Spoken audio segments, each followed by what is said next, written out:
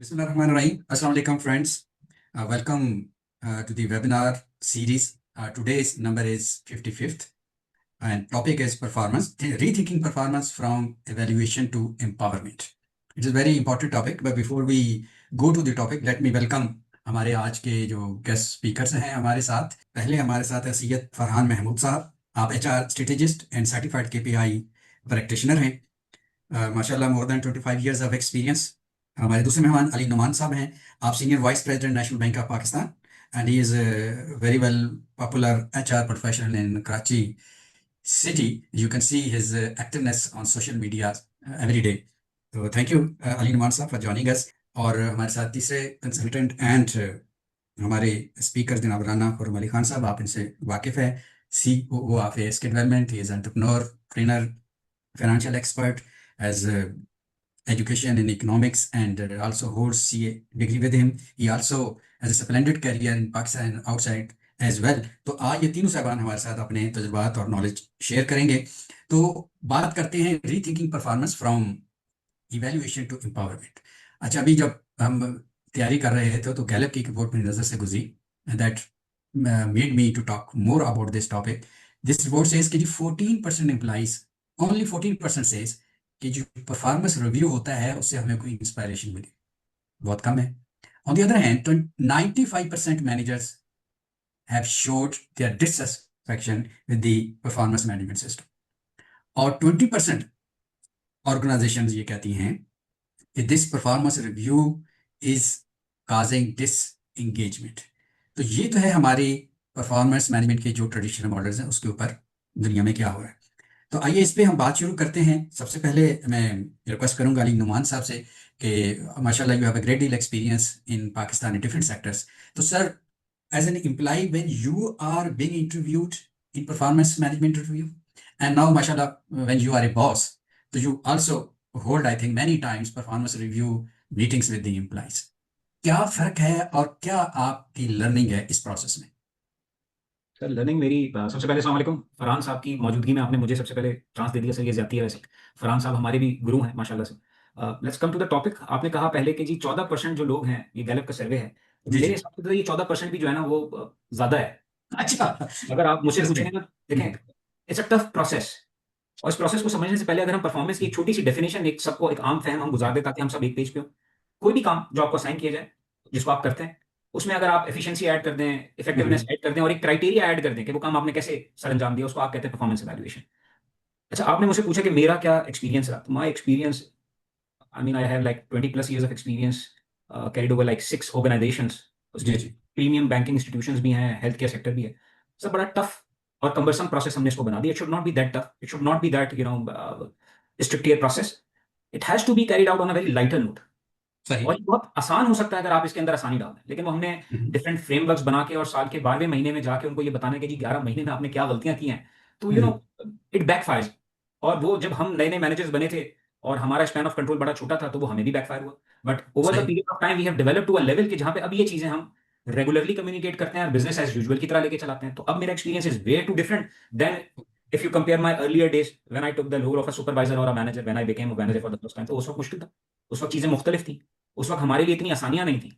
सही सही। अब चीजें आसान है। बिल्कुल ठीक, बहुत शुक्रिया। अच्छा फरहान साहब, आपका क्या एक्सपीरियंस है? Assalamualaikum, all the participants. I think Noman साहब की बात से मैं भी ये चीज वैल्यू करूंगा.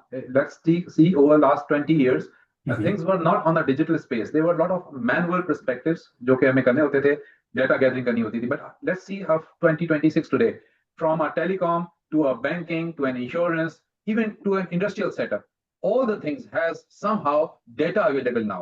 चाहे वो manufacturing का data हो, चाहे वो data entry का data हो, चाहे वो process का data हो.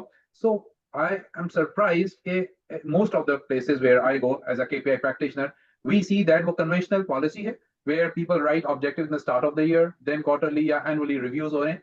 I think we all need to avoid everything because now the KPIs, OKRs, objectives, whatever you call it, are documented, and whatever you are processing is documented. एक transaction measure हो सकती है, एक process measure हो सकता है, एक production का data measure हो सकता है. So why there is a need of that cumbersome process, as Ali Numan Saab said, and we have to transform to that. अच्छा, जब वो हमारे पास data आ गया, then data is the evidence of your performance. So थोड़ा सा dialogue रह जाता है, कन्वर्सेशन रह जाती है, कोचिंग रह जाती है टू इम्प्रूव मोर, राइट? सही। बट वो जो हिस्टोरिकल डेटा इवैल्यूएशन होती थी, right, it is completely over, and it is all about us as an HR practitioners to go back to our policies, redesign those things, link it with your whatever data models you have, because most of the companies has an information system or an ERP or any such thing, and just proceed further, and that would help organization do it faster, grow, and वो जो dissatisfaction of employee है वो immediately cater हो जाएगा. That is how I see about this concept. Right, यानी एक तो traditional उस इंटरव्यू से निकलना, दूसरा डाटा इंश्योर करना और उसकी बुनियाद पे फिर चीज़ों को आगे लेके चलना। बिल्कुल ठीक। अच्छा खुर्रम साहब, आपका फाइनेंस का भी बैकग्राउंड है, तो लार्ज प्रोजेक्ट्स में भी आप रहे, आप इस प्रोसेस को कैसे देखते हैं? देखिए, जो मेजर चेंज आई पहले आज से 20 साल या 25 साल पहले, खासतौर पे जिसने गल्फ में, मिडल ईस्ट में काम किया है, तो लोग जी, ना जी। रिव्यूज की तैयारी करते थे। परफॉर्मेंस क्या है छोड़ दें इसको, आपने रिव्यू की तैयारी करनी है, एनुअल रिव्यू की। ओके। और एक पर्टिकुलर नेशनैलिटी के लोग थे, वो रिव्यू में जो प्रेजेंटेशन अगर देनी होती थी ना, तो वो पेड, अब तो पेड का जमाना है, तो जमाने में प्रेजेंटेशन पे काम किया जाता था, अब तो यही बहुत कुछ कर लेता है, तो पैसे देके प्रेजेंटेशन बनवाते थे। प्रेजेंटेशन गुजरी, 6 महीने की नौकरी पक्की। अच्छा, तो ठीक है। तो जैसे साल में स्कूल में होता था कि मार्च में एग्जाम होते थे, सारा साल आपने पढ़ा नहीं पढ़ा खेलते रहे, मार्च में आपने तैयारी की टिका के पास हो गए, एक नई प्रोसेस ठीक स्टार्ट है। हो गया। तो वो चीज अब खत्म होती जा रही है, इसलिए कि देन ऑर्गेनाइजेशन को एहसास हुआ कि यार एनुअल रिव्यू जो होते हैं, पहली बार इट्स टू लेट। जो आपने अगर किसी को, जैसे रिनुमान ने कहा कि इट्स टू लेट ना, मतलब अगर आपने किसी की प्रॉब्लम्स बतानी है तो आप बताएं, फायदा क्या, एक साल आपने बुरा गुजरवा लिया, एंड देन वो इंप्रूव कर भी लेगा, तो जो लॉस्ट इज लॉस्ट। तो Lost is lost. Data availability की चीजें हैं, ट्रैकिंग है, जो बैलेंस स्कोर कार्ड्स बने, केपीआईज बने, तो नाउ इट्स टोटली डिफरेंट। और अब उतनी खपत नहीं है, पहले गुंजाइश होती थी, स्लो जमाना था कि एक साल आप बर्दाश्त कर लेते थे, चलो फिर तैयार करते थे। अब तो बजट भी डायनेमिक है। वो पुरानी सही। कहानी होगी जो बजट, फाइनेंशियल प्रोजेक्ट, उसके बारे से बात कर रहा हूँ कि बजट बनते थे, फिर साल बाद रिव्यू होते थे, वो चीज खत्म हो गई। अब डायनामिक उसका दौर है, आप हर महीने अपने बजट को चेंज करते हैं, हर प्रोजेक्ट में आप हर स्टेप पे चेंज करते हैं, आप एक्चुअल को अडेप्ट करते हैं, और उसके हिसाब से जो रिक्वायरमेंट है वो करते हैं। आपको you don't need to know after the completion of the project कि आप बजट से आउट हो गए, उसके उस वक्त फायदा कोई नहीं। तो अब सिस्टम ये है कि इस डाटा को यूज करके, चीजों को, नई टेक्नोलॉजी को यूज करके आपको हर वक्त रिव्यू करते हैं, आप एनेबलर, चीजों को एनेबल करते हैं ताकि आपके काम ठीक हो। वैसा रिव्यू जो जो हो चुका, मजी को याद करने का तो कोई फायदा नहीं होता, उसमें बंदा तौबा ही कर सकता है और तो कुछ कर नहीं सकता। तो इट्स वेरी इंपॉर्टेंट कि डायनामिकली चीजों को चला जाए और हर स्टेप पे उसको मेजर किया जाए, ताकि हम उस चीज को एनेबल करें कि चीजें ठीक होती रहे। Very right. अच्छा फरहान साहब, अब आप क्या सजेस्ट करते हैं हमारे यंग प्रोफेशनल्स को स्पेसिफिकली, कि जो खुद किसी ना किसी ऐसे मरहले में होते हैं, या और दे आर बीइंग इंटरव्यूज, और they have to interview somebody else, तो अब हम क्या केपीआई पे जाएं, क्या सजेस्ट करते हैं? I would say कि देखें, ज्यादातर ऑर्गेनाइजेशंस में, जिस तरह मैंने कहा कि अगर ERPs या ह्यूमन रिसोर्स इंफॉर्मेशन सिस्टम्स या डिफरेंट सिस्टम्स जी, जी। ग्लोबल लगे हुए हैं, तो डेटा अवेलेबल है, चाहे वो प्रोक्योरमेंट का हो, चाहे फाइनेंस का हो। Let's take banking industry, the state bank report से दैट 86% of जी, your जी। transactions are already moved on a digital space now, right? So the Right. data is there, right? ठीक है। अब उस डेटा की right analytics, reference to employ, वो जरूरी है, और वो कैप्चर हो रही है, तो एनालिटिक्स भी हो सकती है। Last but not the least, I would not say that we can eliminate the part of the dialogue or the performance dialogue, right? So performance conversation still is very important. However, now the performance conversation has to go towards a growth conversation. What more can be done? What better can be done? Uski bahut importance hai. Last but not the least, as the systems are transforming to a newer space, and in our Pakistani culture, there are three multi-generations working, right? And Right. where we are seeing the generation Y and Z has a different perspective of doing things. We need to value Generation Z's perspective in the overall organizational growth and transformations, right? We cannot say that this performance management system has been there for 20 years and it would work. No, now an organization is a combination of three generations, and this generational perspective should also be valued. And this, why it would be valued? Because the transformation to change जो हो रही है किसी भी चीज में, वो इतनी फास्ट हो रही है कि आप कन्वेंशनल सिस्टम से नहीं चल सकते। तो डायलॉग जरूर किया जाए, डाटा बेस्ड एनालिटिक्स जरूर की जाए, और रिपोर्टिंग बिल्कुल एजाइल मेथोडोलॉजी पर, स्क्रीनशॉट्स, जिस तरह you are saying there is an attendance system, lot of organisation are still valuing day in and day out. I am surprised for organisation जहां एक आदमी ने कंप्यूटर पर फॉर एग्जांपल काम करना है, उसके लिए day in day out is not, is the knowledge worker. So you can capture lots of things. तो मैं नहीं कहूंगा कि परफॉर्मेंस क्यों नहीं करना है। डायलॉग बहुत इंपॉर्टेंट है, परफॉर्मेंस डायलॉग्स बहुत इंपॉर्टेंट है, और न्यू पर्सपेक्टिव्स को अडॉप्ट करना उससे भी ज्यादा इंपॉर्टेंट है इस वक्त। So I think there is a value towards growth. अब लास्ट रहता है कि what is the challenge between the generations, right? I think वो एक मीडिएशन का कल्चर अडॉप्टेशन लेकर आनी है, और समझना है कि ये मल्टी जनरेशन कल्चर को डिजिटल पर्सपेक्टिव में किस तरह लेकर हम चलेंगे और वो आगे किस तरह चलेंगे। और इसमें I would say for HR professional the ground work is going back to our policies, those needs immediate amendments, upgradation to cater to the futuristic needs. And उससे ऑर्गेनाइजेशन, और स्पेशली वो ऑर्गेनाइजेशन जिसमें 10,000 12,000 लोग अक्रॉस द कंट्री स्कैटर्ड हैं, उनमें मुझे नजर आ रहा है कि 3-3 महीने लग रहे हैं, परफॉर्मेंस रिव्यूज हो रहे हैं। The time is over. 3 months, things change, right? It needs to be maybe 24, 48 hours. आपसे वो जो डायलॉग वाला पोर्शन है, परफॉर्मेंस डायलॉग, कन्वर्सेशन, वो जरूर रहेगा, वो आप स्प्रेड करते रहें, लेकिन नंबर्स आ गए सामने। सही That's how I would say. जी, बिल्कुल ठीक। अच्छा, अली नुमान साहब, ये 2-3 जो चैलेंजेस हमारे सामने अभी गुफ्तगू में आए, जैसे डाटा कलेक्शन है अबाउट द परफॉर्मेंस, डायलॉग ज़रूरी है, कन्वर्सेशन अगर नहीं है तो ज़ाहिर है वो जो गैप है वो फिल इन नहीं होता, ट्रस्ट बिल्ड नहीं होता। And the same time there are 3 generations. आप ऐसी ऑर्गेनाइजेशन से हैं, नेशनल बैंक से, तो जहाँ तो ट्रेडिशन से ज़्यादा ओवर शेडो करती होगी मॉडर्न थिंकिंग को। और आपको मैं समझ इसलिए भी दे रहा हूँ कि even other than the multinationals, हमारी जितने प्राइवेट सेक्टर ऑर्गेनाइजेशंस भी हैं, वो भी जो टॉप टियर है वो ट्रेडिशनल माइंडसेट की है। तो आप जो प्रोफेशनल्स यहाँ बैठ के चाह रहे हैं कि वो अपग्रेड करें अपनी प्रैक्टिसेस को रिगार्डिंग द परफॉर्मेंस मैनेजमेंट, तो कैसे उसको गाइड करेंगे? सर सोच बदलनी होगी। ओके। सोच ये बदलनी होगी आपको कि यार आप ये ना सोचें कि जी ये जो एक्स और वाई हैं या जो जनरेशन जी है, इनके जो आइडियाज हैं या जो इनकी फिलॉसफी है, that's obsolete. No, it's not obsolete. Okay. Ample to take away the key note from them. There is ample beef available. तो आप अपने सिस्टम को फॉर नेक्स्ट कमिंग जनरेशन जो हमारी हैं, जेन जी है या कोई और जनरेशन है जो अभी टेक ओवर करने वाली है हमें, वो उसके लिए सिस्टम्स को ऐसे ट्वीट करें which should be a combination of both, कि उनकी जो आइडियोलॉजी है उसको आप ना बिल्कुल माइनस कर दें कि नहीं जी वो तो स्टोन एज है। नो, स्टोन एज के अपने बेनिफिट्स हैं। ठीक है। Which organisations like we are working और similar kind of an organisation जहां पे मल्टी लेयरिंग होती है चीजों की, जहां पे बहुत सारे मुख्तलिफ मसाइल हो सकते हैं, जी जी। वहां पे ये चीज को देखना बहुत ज्यादा मैटर करता है। रीजन बीइंग कि जो पुराने लोग थे, जो मोस्ट वैल्यूड लोग जो हम कहते हैं, वो जनरेशन पुरानी हो गई ऐसा नहीं है, उनकी जो प्रिंसिपल्स थे, उनकी जो बनाई हुई चीजें थी सर, वो उन्होंने टाइम लगा के बहुत ही फोकस्ड अप्रोच के साथ बनाई। और हम बहुत गलत करते हैं कि हम हर किसी पुरानी मैनेजमेंट की चीज को कहते हैं कि नहीं जी ये बिल्कुल बेकार है, ऐसा नहीं है। ठीक है। You need to isolate yourself. You need to critically evaluate their methodology, and you need to pick and choose what is best. ठीक है, वो आप यानी अपने कुछ सिस्टम चीजें लिंक अप किए जा सकते हैं। सर आप बिल्कुल करें ना। देखें, मैं आपको जी। एग्जांपल देता हूं बड़े इदारों की, ठीक है, वो जो जी। प्रोग्रेस कर गए। आप यूबीएल की एग्जांपल लेना। I just don't want to quote the name, but since हम वहां आ गए हैं जहां हमने कोट किया जी ना, जी। तो आप ठीक यूबीएल है। की एग्जांपल ले लें, एचबीएल की एग्जांपल ले लें। इन्होंने कैसे इवॉल्व किया? इन्होंने ऐसे इवॉल्व नहीं किया सर कि एक दिन इन्होंने पुराने लोगों का दाखिला बंद कर दिया। नो, ठीक है। ग्रेजुअल ऑर्गेनिक ग्रोथ के साथ साथ ही आगे बढ़े। इन्होंने अपने सिस्टम्स में वो केपीआईज बिल्ड करी। जैसे फरहान साहब ने बार बार कहा कि हमारे पास नंबर्स हैं। भाई हमारा तो पूरा फाइनेंशियल सिस्टम ही नंबर्स पे चलता है। Why do we need to evaluate a person then after passing 12 months of time? Okay. You don't need to actually. आप उसकी परफॉर्मेंस को हर डे मॉनिटर कर रहे हैं। There ठीक है। are now very few jobs जिनकी जिनके अंदर कोई सब्जेक्टिविटी है। ठीक है। वरना हर जॉब के पास आपकी ऑब्जेक्टिविटी है, हर जॉब के पास केपीआईज हैं, आपके हर जॉब का कोई ना कोई एवेल्युएशन क्राइटेरिया मौजूद है। B at audit, B at service quality, B at HRM, B at जो फ्रंट एंड आपके रिलेशनशिप मैनेजर्स हैं और ब्रांच मैनेजर्स। ठीक है। तो आप सिस्टम को ऐसे ट्वीक करें सर कि वो it's a combination of OKRs, MBO, balance score card, और just name the methodology. You need to सही। Pick the best for your institution. हमने यहाँ पे ऐसे ही किया सर। हमारे सही। पास SAP इंप्लीमेंटेड है। Very few organisation in Pakistan has SAP। अब अगर मैं बात करूं कि नहीं जी पुराने लोगों ने तो सिस्टम नहीं, भाई पुराने लोगों ने तो हमें एम्पावर किया कि हम वो सिस्टम जी। इंप्लीमेंट कर सकें। सही सही। पुराने लोगों का ही तो लगाया हुआ पौधा था जिसको हम आज सींच रहे हैं सर।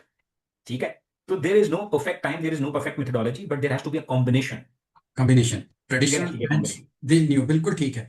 तो अच्छा फरहान साहब, सबा मलिक साहब का क्वेश्चन है कि हाउ सिमिलर आर डायनामिक्स और logic that drives KPI from both perspective, from employ perspective and the process.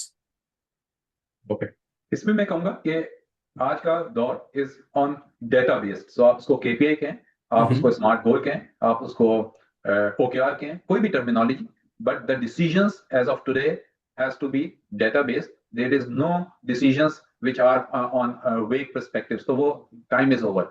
Second thing I would say, आज जो परफॉर्मेंस में बहुत आसानी हो गई है, उसमें और एम्प्लॉय की परफॉर्मेंस और ऑर्गेनाइजेशन की परफॉर्मेंस के नंबर्स आ रहे हैं, राइट? सो आज ऑर्गेनाइजेशन मंथली क्लोज कर रही है कि सेल्स हुई, ये हुआ, वो हुआ। So those data is available. Unfortunately again because उन डेटा में अलाइनमेंट नहीं है, so I am seeing organisation where employees performance is wow, organization performance is going down. And then there's another thing which is very popular, which is a cultural survey or engagement survey, right? And that data is also available, and that is also wow. So it is very clear that if these 3-4 data are combined and इस collective इस wisdom के ऊपर analytics की जाए तो organization भी successful होगी, employee भी successful होगा because organization की success से employee की growth आ रही है. Or finally, a country like us where if the organization grows, we can recruit more people, right? Because employment नहीं है तो वो चीज भी cater हो जाएगी.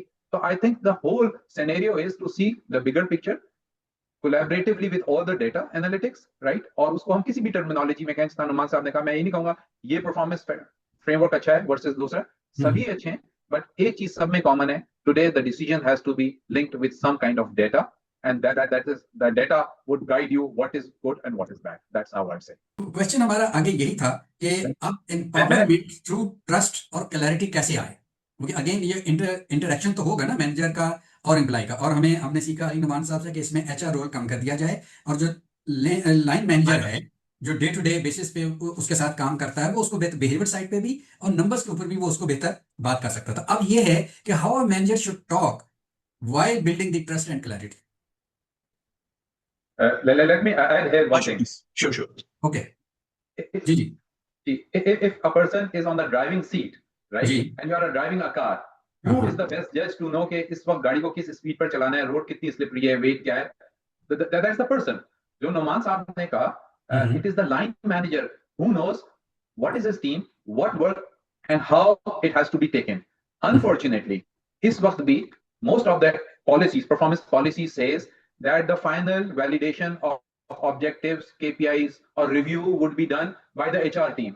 I'm surprised to understand how HR can define or measure or correct a KPI, OKR, goal, or anything because they don't know the business, right? So as Ali Numan Saab said, don't you think the HR has a role in supporting and developing these KPIs or OKRs for the manager?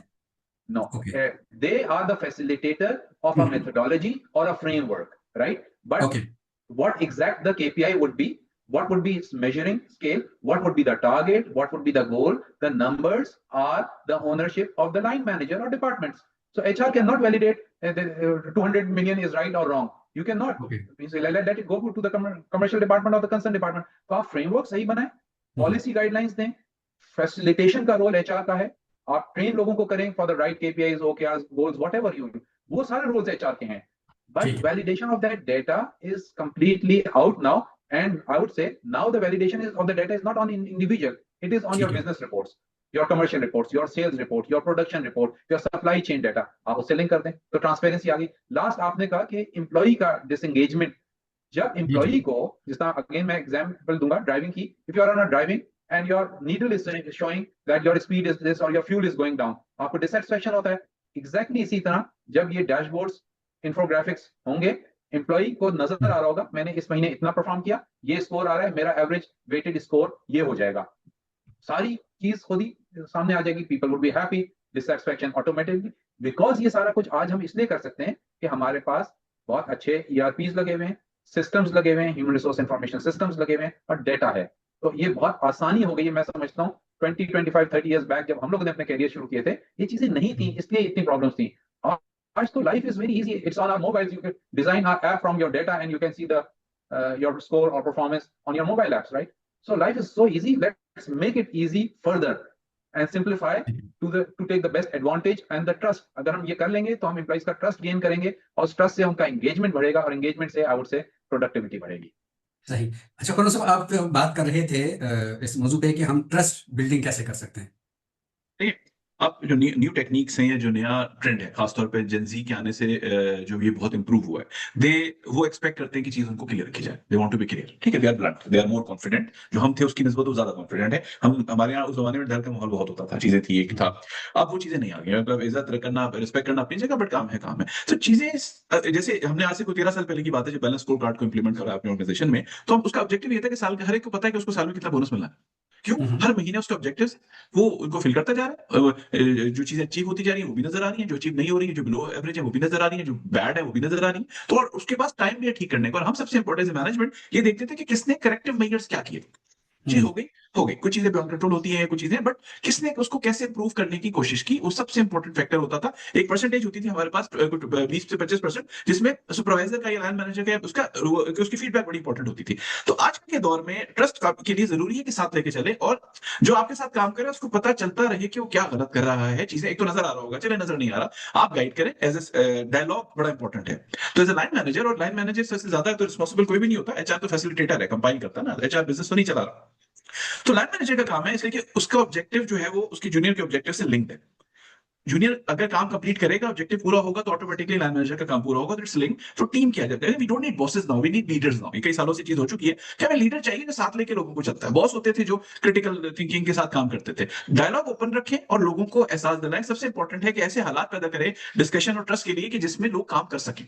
आप उनको अनेबलर बनाएं, आप उनका हर वक्त देखें। Objective क्या होता है, हम हर ये बड़ी बड़ी चीज है कि लोगों को उनकी कमजोरियों के साथ एक्सेप्ट करो, उनमें प्लस पॉइंट्स भी होंगे, उनको यूज करो। और अगर आप उनके साथ रह के चल रहे हैं और उनको साथ लेके चल रहे हैं, उनकी इंटरनल ऑर्गेनाइजेशन में होता है कि हो सकता है एक का पर्सपेक्टिव दूसरा, जो डायरेक्टली काम कर रहा है वो उसमें ओके जी इसकी ये चीज बहुत अच्छी है, विच इज वेरी गुड, तो हम इसको फोकस करते हैं, बाकी चीजों को इंप्रूवमेंट के लिए काम करते हैं। ऑब्जेक्टिव भी अचीव होते जाएंगे, पर्सनैलिटी इंप्रूवमेंट भी होती जाएगी, और एक अच्छी, देखिए इस वक्त सबसे इंपॉर्टेंट अच्छी टीम होती है। मार्केट में बेरोजगारी बहुत है, but still most organisation unable to hire good people, या उनकी वो चीजें पूरी नहीं हो पाती। उसके लिए जरूरी है कि जितने लोग आपके पास मौजूद है, आप कंटिन्यूस स्किल पे काम करें। हाँ, हो सकता है कि वो आप उसमें फेल हो जाए, कोई मसला नहीं, रिस्क अल्लाह देता है, उन लोगों के लिए जॉब बहुत, आप लोगों के लिए बंदे बहुत। तो ये बड़ा इंपॉर्टेंट है कि रेगुलर फीडबैक मिलती जाए, ताकि कल को ये शिकायत मत हो या नहीं है कि डिस्ट्रस्ट है जी, बता ही देते कि मुझ में कमी क्या थी, उसको ये ना पूछना पड़े रेजिग्नेशन के वक्त कि जी एचआर की जब एग्जिट इंटरव्यू लेके जी मुझे तो किसी ने बताया नहीं है। तो that is very important, trust develop करने के लिए कि लीडर बने, अब लोगों को साथ लेके चले। और याद रखें कि जूनियर जो आपके साथ टीम है, अगर उनके ऑब्जेक्टिव अचीव नहीं होंगे, तो आपके ये टिपिकल सेल्स कॉल नहीं है कि जी मैन पावर कम हो गई है तो आपको जी मेरा सेल का टारगेट कम कर दो। वो एक पर्टिकुलर में होता है, तो वो पुराना जमाना हो गया, वो भी कोई नहीं मानता। अगर उसमें भी आप have to inform HR in between, तो आप लोगों को साथ लेके चले, उनके ऑब्जेक्टिव पूरे करें, उनको एनेबल करें कि वो उस ऑब्जेक्टिव को पूरा कर सके। Thank I you. just want to add a one pointer, अगर if you may allow. जी जी बिल्कुल बिल्कुल, गो हेड। वैसे मैं आप ही की तरफ आ रहा था। यस, गो हेड। अल्लाह रहम करे सर। अच्छा, मैं सिर्फ ये ऐड कर रहा था कि खुरम भाई की बात में कि बिल्कुल आप लीडर बने और बिल्कुल अपने लोगों को साथ लेके चलें, इससे अच्छी कोई बात ही नहीं हो सकती। बट ठीक है। सर, आप जब लीडर डेवलप करें तो उस लीडर को बुरी खबर देने वाली हिम्मत भी दें, ओके। और उसको बताएं कि how to pass a bad news. जहां आप अच्छी खबर देते हैं, वहां आप उसको बुरी खबर भी दें, और उसको तरीके से दें। बी सिलेक्टिव, ठीक है? उस खबर को देने के लिए आप 13वें महीने का इंतजार ना करें। डोंट मेक दैट रिलेशनशिप और कम्युनिकेशन टॉक्सिक, प्लीज। ठीक। पॉजिटिव ग्राउंड्स पे उसको उसकी शॉर्टकमिंग्स बता दें। हमारे बॉसेस ने हमें ऐसे ही सिखाया है सर, अल्हम्दुलिल्लाह। We have been blessed to have good bosses, जहां उन्होंने हमें बताया कि Ali Numan you have this shortcoming, Ali Numan you have this positive side of yours, Ali Numan you have this shortcoming. और सिर्फ शॉर्टकमिंग ना बताएं सर, उसको उसका ओवरकम करने का तरीका भी बताएं, उसको कुछ टूल्स भी दें, कोई प्लेटफॉर्म भी दें। आप मुझे ये ना बताएं कि जी चैट जीपीटी आजकल इतना पावरफुल टूल है। आप मुझे ये जरूर बताएं कि भाई देखो, तुम जो ये काम इतने दिनों में करते हो, if you use these platforms और if you are able to use these resources which are freely available, you might be able to spare some time. Go and spare that particular time with your family. ठीक। Office में कम time दो, जो घंटों में बैठ के तुम रिपोर्टें लिख रहे हो, तुम्हारे वॉइस नोट के ऊपर एक नोट खुद निकल कर आ जाएगा तुम्हारे प्रिंटर से। बिल्कुल उसको ये ठीक। टूल्स दें सर, उसको ये प्लेटफॉर्म दें, उस डिस्कशन को ओपन करें। वो लीडर तभी बनेगा, लीडर वो नहीं होता जो सिर्फ अच्छी न्यूज देता है। I am sorry. बिल्कुल सही। अच्छा फरहान साहब, एक क्वेश्चन ये है कि what is the best time for feedback for a company that does evaluate after a year? कब करें वो? आफ्टर लाइन मैनेजर इवैल्यूएशन, और after both line and HOD evaluation, और after performance calibration has been done? What is your take? मैंने कहा कि performance feedback is very important, और now it is no more कि वो साल के बाद होना चाहिए या क्वार्टर के बाद होना चाहिए. I think the answer is कि at any point in time please open as much performance feedbacks so that you can rectify things there and then and improve upon. देखिए, जब हमने ये एग्री कर लिया कि साल के आखिर में हमने उसको ब्लेम नहीं करना, हमने फैसिलिटेट करना है प्रोडक्टिविटी के लिए, तो फिर साल का क्वार्टर का ना वेट करें.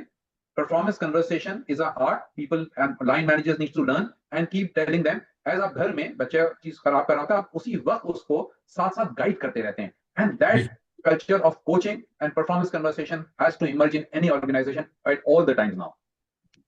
Very right. अच्छा फरहान साहब, I am mixing the questions ताकि सब दोस्तों के क्वेश्चन जो है वो यहाँ पे हो जाएं। एक तो क्वेश्चन ये आ रहा है कि how to deal if company objectives are not present and it is asked from everyone to make their own objectives. तो जाहिर है कोहेरेंस नहीं होगी, एक ओवरऑल चीज सामने नहीं होगी। इसके साथ ही ये क्वेश्चन आ रहा है कि हाउ कैन, और ये शायद एसएमईज में ज्यादा होता हो जो दोस्तों ने क्वेश्चन किया है, how can small organisation implement these changes with limited resources? what resources they need and how they can implement जो हमारी न्यू साइंटिफिक थॉट्स KPI क्या है, दो चीजों को देखिए। जी Farhan, can you listen me? उसमें पहले सवाल का मैं कहूंगा कि जो जी जी जी आपको आवाज आ रही है? आ रही है, गो अहेड। पहले सवाल का मैं कहूंगा कि पहले सवाल का कहूंगा कि जिन कंपनियों में कहा जाता है कि गोल्स या ऑब्जेक्टिव्स नहीं है, आई थिंक मैं आई डोंट एग्री। जो एक ऑनगोइंग कंपनी है, गोल्स पिछले साल थे, टारगेट्स थे, अचीव हुए हैं, तो डॉक्यूमेंटेड है या नहीं है, मैनेजमेंट ने दिए नहीं है, उससे कोई नहीं है, सबके सामने है। तो let's come out and see previous data से ग्रोथ डेटा है। आपने 100 मिलियन किया, 150 मिलियन करना है, तो वो ठीक तो है। clear हो जाता है, उसमें कोई ऐसी इशू नहीं है। सेकंड कि क्या ये परफॉर्मेंस मैनेजमेंट बहुत एक्सपेंसिव सॉल्यूशंस हैं? अगेन मैं कहूंगा हर लेवल के tools, systems, simple to complex policies available है। अगर एक एसएमई है, एक स्टार्टअप है, वो एक सिंपल से फॉर्मूले से शुरू करे, मेथोडोलॉजी से शुरू करे, और as they grow they can grow. तो इट इज नॉट एक छोटी एसएमई है, स्टार्टअप है, उसको बहुत बड़ा कोई इंफ्रास्ट्रक्चर चाहिए। It is not so, it is just the concept. If we have the right intent, we can have a win-win situation in an organization. सही। अच्छा अली नुमान साहब, बड़ा आम क्वेश्चन एक मैं आपकी तरफ लेके आ रहा हूँ। आई थिंक ये बहुत ही इंपॉर्टेंट है जो सभा मालिक ने पूछा कि what mechanism are safeguards can organisation implement to minimize managerial bias in performance evaluations and ensure fair representation of employee contributions. I think it is a very practical problem जो अक्सर हमारे यहाँ जो लो ट्रस्ट सोसाइटी है उसमें हमें ये मिलता है। वैसे पार्शियली आपने जवाब पहले दिया है डाटा वगैरह का, तो थोड़ा और एग्जांपल से एक्सप्लेन कर दें। अच्छा सर, यहाँ पे मुझे लगता है कि यहाँ पे एचआर का रोल आ जाता है। देयर आर जी। Multiple forums available through which you can escalate these bias and unjust behaviour. तो पहले तो फरहान साहब ने बहुत अच्छे से उसको कवर किया कि जी आप उनको कोच करें, उनको सिखाएं, उनको बताएं जी कि उन्होंने किस तरीके से करना है। But there is an human element which is always there and we want to ठीक है। Deceive the systems whatever we have implemented. This is the human nature. तो अगर वो कहीं से सक्सेसफुल हो जाता है तो there has to be some forums which needs to be readily available. हमारे पास ठीक है, है। हमारे पास है, मल्टीपल फोरम्स हैं। और अगर आप हमारे पास नहीं आना चाहते, हमारे से मुराद मेरी कोई भी इदारा इंटरनली अगर उसमें नहीं किए हुए, तो there are external forums available which I usually discourage.